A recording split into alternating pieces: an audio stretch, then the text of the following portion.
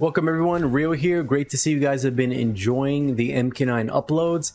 At a request from those of you who have been asking, this is going to be a quick guide on how to pressure with Kabal and MK9. So to get things started, Kabal's best Nomad Dash Cancel pressure is done off his standing 2 and his back 1 normal. These two normals are the ones you want to be abusing the most because they require the opponent to make a hard read to escape them. Standing 2 is a 9-frame high-hitting jab that is plus 10 on block when cancelled into Nomad Dash Cancel, or NDC for short. How many fighting games have you guys played where a character is plus 10 off a regular cancel? Not many, I would assume. And if you do the math here, this is extremely broken because Kabal can basically block infinite you by consecutively doing 2 NDC on repeat on someone who is caught stand blocking.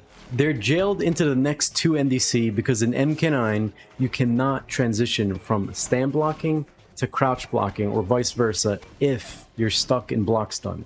This is what we call jailing. Keep in mind that this is pretty difficult to do because it's a just frame window to jail the opponent.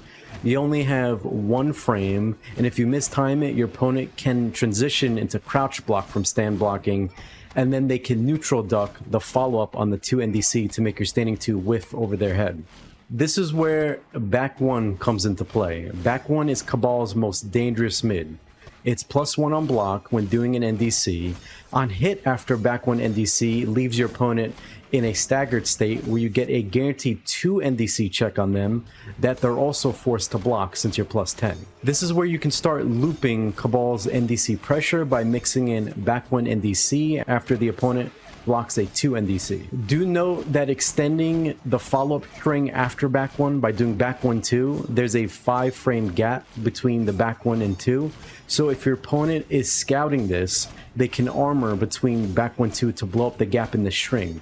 This is another reason why it's important to use back 1 NDC, because you can bait their armor by doing back 1 NDC since you're plus 1 on block and punish most of the armor attacks. The best way I like to practice Kabal's NDC pressure is to go to training mode, then set the opponent to crouch block.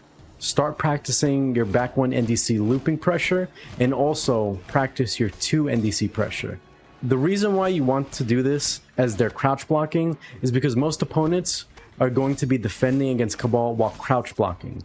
This is because Kabal has a slow overhead and very fast lows.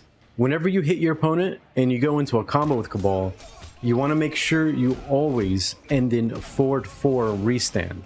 This eliminates the opponent's wake-up game and forces them to block a guaranteed 2 NDC, which grants you plus 10 frame advantage again. This allows you to go for a throw check, a back 1 mid check, or loop into more of your NDC pressure.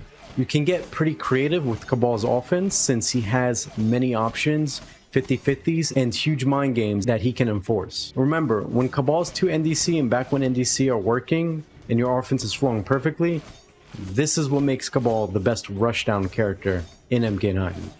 His offense is the best when his 2 NDC and back 1 NDC can overwhelm the opponent. Otherwise, if his 2 NDC and back 1 NDC aren't working, then Johnny Cage has better offense for that matchup. Thank you guys so much for watching this video. Hopefully this has helped those of you who are learning how to engrave Kabal's oppressive rushdown into your playstyle. Let me know if you guys would be interested in another video tutorial on how to do a certain thing with a character. I'd be happy to do a breakdown if there's enough interest. With that said, make sure to like the video if it helped you, and I'll see you guys in the next one.